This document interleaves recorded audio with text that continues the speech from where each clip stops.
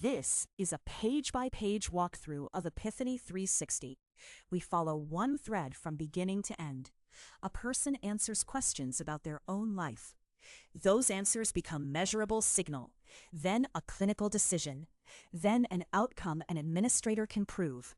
Same data, 3 audiences, 1 continuous line. We start at the front door. The public site leads with the science rather than with wellness language. Mental health here is measured the way the rest of medicine measures things, with vital signs that move. 9 E360 indices sit underneath everything you are about to see. Getting started is deliberately quiet. There is no intake packet, no branching questionnaire tree, no clinical jargon to decode. The person tells us who they are in one step. Everything else the platform learns by listening. That matters, because the drop-off in behavioral health almost always happens at the paperwork. From here, the platform forks into 3 portals: an individual tracking their own recovery, a provider carrying a panel of patients, an administrator answerable for a population and a budget. The important detail is that these are not 3 products. They are 3 views of one dataset, and the dataset is generated by the person at the very start of the chain. Before any of this is clinical, it is personal. Somebody sitting at a kitchen table on an ordinary morning, deciding to answer honestly about how their own life is going. 10 quiet minutes on their own phone, in their own words. No waiting room, no clipboard, no one watching. That is where the data in this platform actually comes from. Step 1 is the E360 screen. Before a single question is asked, the platform explains itself. What it is, what data we collect, how it helps, why it matters. The assessment stays closed until the person presses start. Informed participation is the first design decision on the page. Phase 1 is pure triage. 13 symptom domains, each one a plain question with a yes or no answer. Distractibility, reward-seeking, sadness, worry, overconfidence, flashbacks, impulsive aggression, substance use, compulsive habits, chronic pain and fatigue, social disconnection. No scales yet, just the honest shape of a life. Then something unusual happens. Every domain answered no simply disappears. The person is never asked to rate a problem they do not have. Only what applies gets the deeper rating. Assessment burden collapses, and the signal that survives is far cleaner than a fixed-length questionnaire. The person gets back is not a diagnosis, it is a profile. Each surviving domain is scored twice. Lifetime negative impact, meaning how much this has cost them across their life, and current severity, meaning how loud it is this week. A teal average bar anchors the whole picture.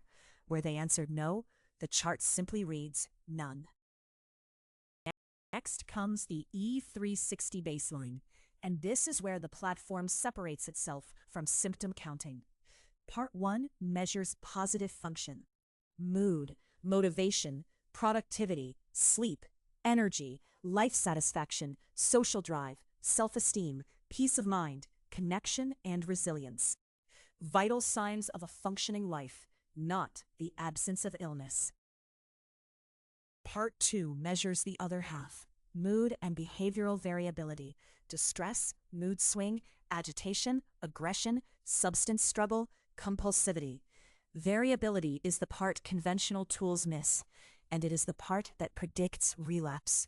A patient can look stable on a symptom checklist while their variability is climbing.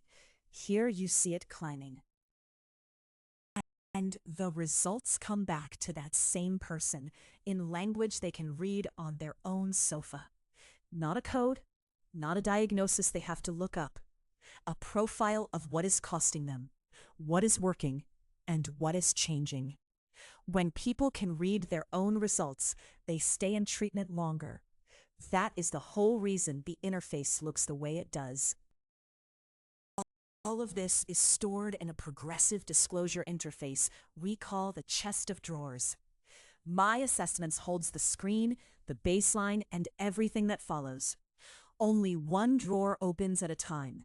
The person is never scrolling through an ocean of clinical data, looking for the one number they came for.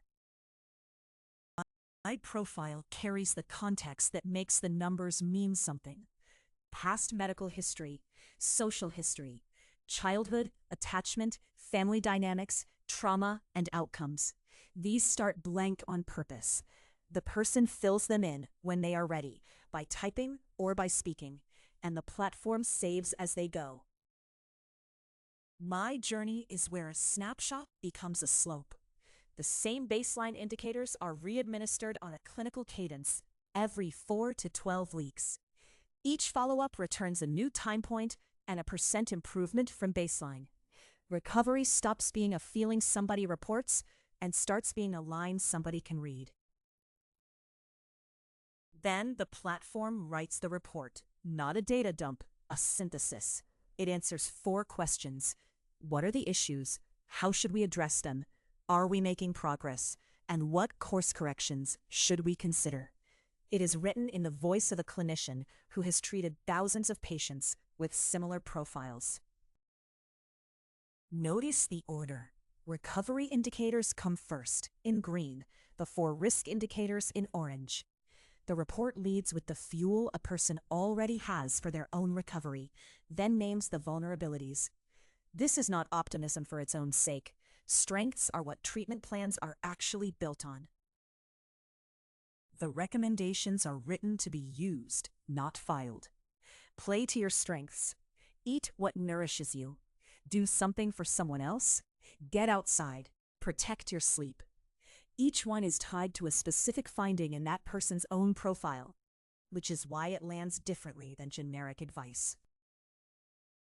The foot of the report, the AI layer summarizes current status and names the 3 highest priority recommendations in order. Every insight is generated from that patient's own data, and it is labeled as AI generated. No black box, no unattributed claims. Then the person walks into a clinic. The clinician has already read the screen, the baseline, and the variability trend. So the conversation starts at the second question instead of the first. Same screen, 2 people looking at it together. Nothing about the patient is being discovered for the first time in the room. Now the handoff. The provider opens their dashboard and the work is already done. The screen, the baseline, the history, the variability trend, all of it arrived before the appointment did. The first 10 minutes of a visit stop being data collection and start being care. That is the single biggest time recovery in this whole system. Across a panel, the provider sees follow-ups, new patients, and coaching sessions in one schedule, tied to the individual journeys underneath. When a patient's variability climbs between visits, that patient surfaces. Care gets aimed at the person who is drifting, instead of being spread evenly across everyone who happens to book. At the top of the chain sits the administrator. Same underlying data, completely de-identified. Provider focus board on the left, longitudinal cohort trend on the right, and a hard privacy floor. Cohort analytics stay locked until 40 patients have contributed, because below that number, an aggregate is not really an aggregate. And somewhere above that clinic, 2 people in a meeting room have to prove the program worked. Not anecdotally, with de-identified cohort numbers, recovery rates, provider performance, and billing that all trace back to the same table. This is the room where behavioral health usually loses the argument. This is the room Epiphany360 was built to win. And this is the drawer that gets budgets approved. Clinic operations. Clinical outcomes by cohort with CAF, MBV, and total clinical recovery. Provider performance, revenue and billing, with HEDIS tracking and CPT volume. Remote patient monitoring eligibility. The clinical story, and the financial story come from the same table. Underneath all of it is the measurement science. Transdiagnostic clustering instead of frequency checklists. Composite indices for function and variability. Conversational intake that extracts structured signal from natural language. Neurocircuit profiling for the clinical layer. Function over symptom frequency at every level of the stack. The access model is simple. Viewing your results is free. Saving, exporting, and sharing them is what you pay for.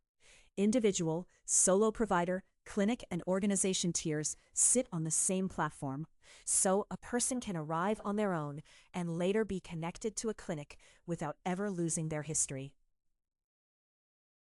So, that is the walkthrough. One person answers honestly. 13 domains narrow to what is real. Function and variability get measured, not guessed. A clinician receives that work already done. An administrator can prove what changed. Person, provider, population. One continuous line. That is Epiphany 360.